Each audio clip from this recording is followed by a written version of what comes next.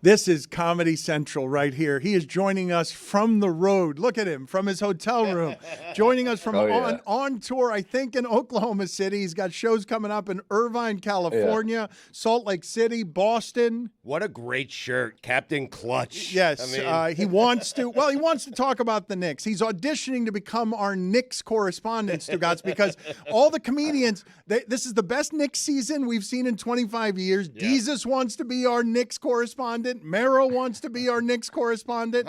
He's got a Netflix special coming, or it's out now, same time tomorrow, and Sam Morril is with us now to talk Knicks basketball and other things. Our timing is bad, though, Sam, because this is the worst stretch the Knicks have gone through this season. They've lost 4 in a row. Everyone's hurts.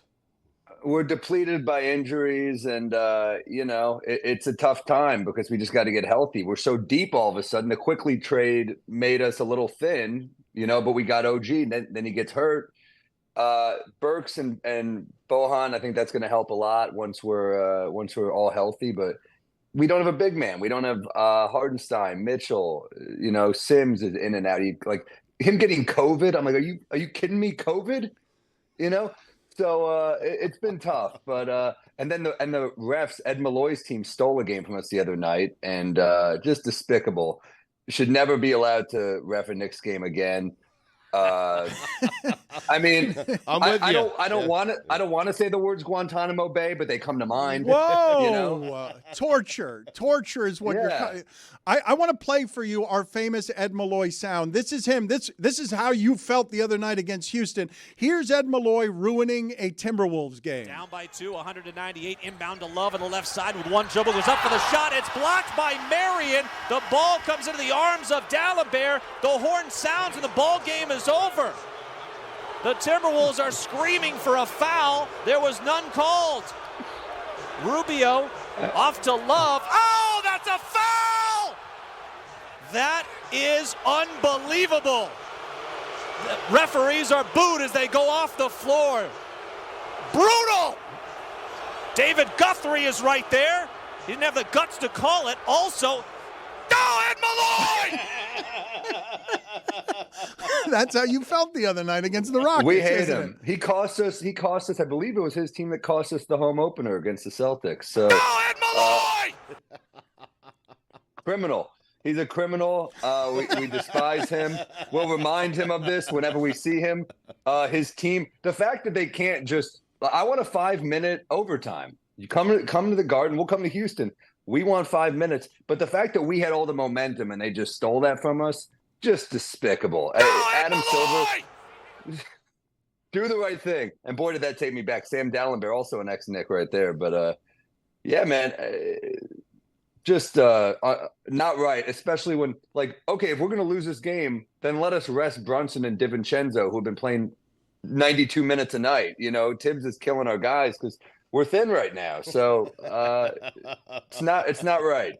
Right. That's what Thibodeau does. That's all Tibbs does. What are you talking about? Kills his team. He's going to run you all into the ground. You too are going to feel like you've played 82 regular season games before Thibodeau is done with you. It's true. I tore my Achilles watching, but no. I mean, look. I don't think it's going to be quite as bad once we have a legit 8-9 guy rotation for the playoffs because we are. All of a sudden kind of deep. The Bogdanovich off the bench move is like, man, what I hate to lose Grimes, but I think it's a nice move. Precious is looking great, by the way. OG, when he's healthy, is a game changer. I'm like, I will put us against the Celtics, dude. I will do it. Mike Ryan, are you hearing him? He's filled with Knicks hope. He's putting them against the Celtics. I'm not saying we're going to win, right. But I say we can give him a good fight. Well, that's nice of you. You'll put him against them. No, I had PTSD when he said Precious because it's Precious Achiuwa, who was a part of the Goran Dragic trade to Toronto that got us Kyle Lowry, who I hate with a passion. Yeah, but he's playing great. I think what you're saying is you'll take on the Celtics with OG, though, right? Oh, we need OG because I think OG can make Tatum's life pretty bad, and we're deep. I mean, we don't have 6 of our 8 rotation players. What do you expect? We don't have Randall, we don't have Mitchell, we don't have Hartenstein, we don't have OG, who is turned into a legit he's a legit DPOY candidate the way he's playing if he's healthy.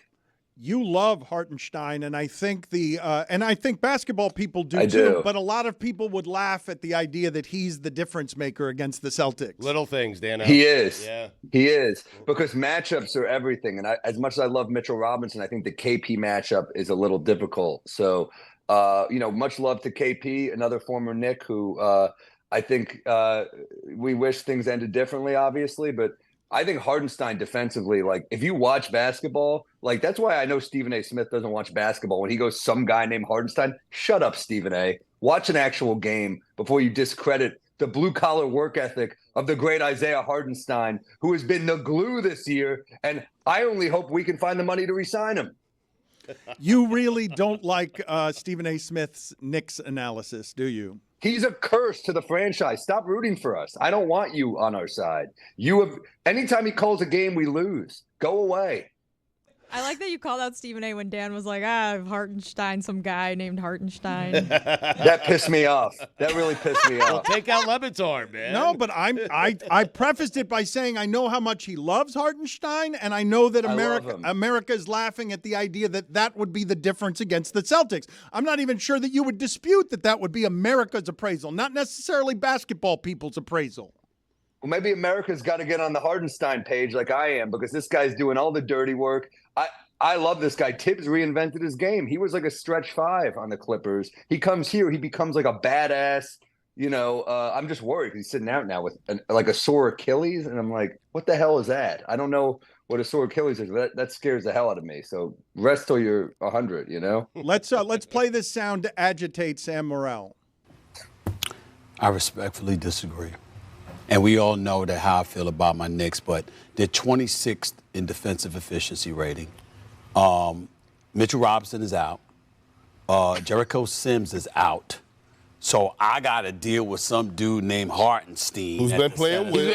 Effort. Stephen A. He never shortchanges you with effort. I'm not trying to be disrespectful. Yeah, you are disrespectful. Some guy. This dude's an NBA player. So I have to listen to some guy named Stephen A. Smith who doesn't know what he's talking about. And how could ESPN get any worse? I'm just like, dude, replace him with RJ or JJ or someone who knows what they're talking about. And thank God for Kendrick Perkins, who's becoming, a surprising ally to Knicks Twitter and Knicks fan base. I never thought I'd find the day where I love Kendrick Perkins, but this guy finally gives us props. No, TNT, I love those guys, but they won't give the Knicks props. They won't give Jalen Brunson props. I don't know what Kenny Smith has against New York, being a New York guy, but get over it, dude. We're here. No one wants us in the playoffs. We just got to get healthy. Brutal! Who are the sports analysts that make you angriest? Stephen A's up there. I like most. I mean, look, I don't watch enough to I watch Breen and Walt Frazier, so I have the two best in the game calling for my Knicks. I love Kenny Albert. I love the Knicks rotation. I like Alan Hahn a lot. Any of those guys are great. The ones who make me angry, Stephen A. Doris Burke bugs me. I got to be honest. I don't know. Stop riding Jason Tatum's jock this hard. It's unbelievable. It's like, are you from Southie? Did I miss something?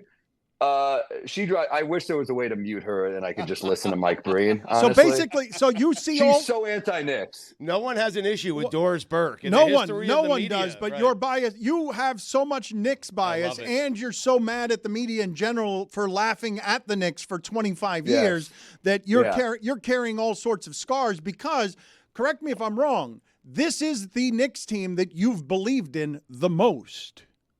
Yeah, and exactly. And look, the 4-seed Randall year was a pleasant surprise. I always believe, so that is a sickness, and and it can be a curse, but it also keeps me positive about the Knicks. And I love that team with Randall. I mean, how far are you really going to go with it? Wasn't a great offensive team, but man, they played good D, and that kind of rebuilt their identity to what it is today. And if we're healthy, do you really want to play against Mitchell Robinson, Hartenstein, that combo? Yes. OG Anunoby? Yes, in the worst possible way. Yes. Yeah, you think? Yes. Celtics fan? Yes. No, I'm not a Celtics fan. Heat fan. Heat fan. fan. Sort of. Heat fan here. Heat fan. Tapping in Miami Heat fan your, here. Your team, hey, look, all due respect to the Miami Heat, you guys are washed. Oh, Jimmy's incredible. Yeah. Jimmy's an incredible player. Bam's an incredible player. Yeah. Duncan Robinson's actually my buddy, and I was at one of the games against the Heat. Good. You can high that they five him lost. when he eliminates you in 5. But you'll shoot confetti off of that one win. All this to lose a Jaime One Jaquez. win. We were 2 wins against you guys injured. We're gonna cook you guys this year. Okay. We should have won. We should have won that series. You're right. You're cute. Thank you. By the way, on the headboard, You're cute. are those straps? Are I they had it- straps? Yeah, No. look Yeah, behind you what's on the going on there? headboard. Right. Oh, yeah. You got a little Zdeno Chara situation going over there? It's a nice hotel. What do you want from me? Sam, any Super Bowl thoughts? If you want to keep talking about the Knicks, we certainly Yeah. can, because I Sure. want to have you on as a correspondent, because we're going to heat up all this Heat Knicks stuff with the comedians, Oh, I because there are a love lot of New York gets loud when they're good, and they haven't had a lot of reasons over the last 15 or 20 years. Yeah. No, look, we all saw that Knicks viral Twitter thing when we beat the Celtics, the Hot Fournier game from a couple years ago. I was at that game. That was magical, but it's tough when that's all you have to cheer about. But hey, we'll get behind anything. We're a fired up fan base. So yeah, I have thoughts on the Super Bowl. Look, I wanted the Niners to win just because I thought the Purdy story was kind of cool, but the Chiefs are incredible. Mahomes is unbelievable. The Kelsey push was a little. I mean, you're not supposed to push a geriatric, in my opinion. I don't think that's very classy to push a guy who's overweight and old. You don't do. And when you're a superhero athlete, it's kind of. But Sam, it's the game stuff. if Andy Reid had fallen down and had difficulty getting up, it'd be a much bigger Yeah. controversy. It'd be a Life Alert commercial. Are you kidding me? It was terrible. Right. Yeah, I mean, no, it was a bad move. I also crack up at the people who are like obsessed with the Travis Kelce, Taylor Swift, that them together are some sort of, spy for Joe Biden to get him elected. To those people, I say, well, then maybe you need to orchestrate your own Republican spies to battle them with your celebrities. Maybe get Kanye to date Caitlyn Jenner. They could team up.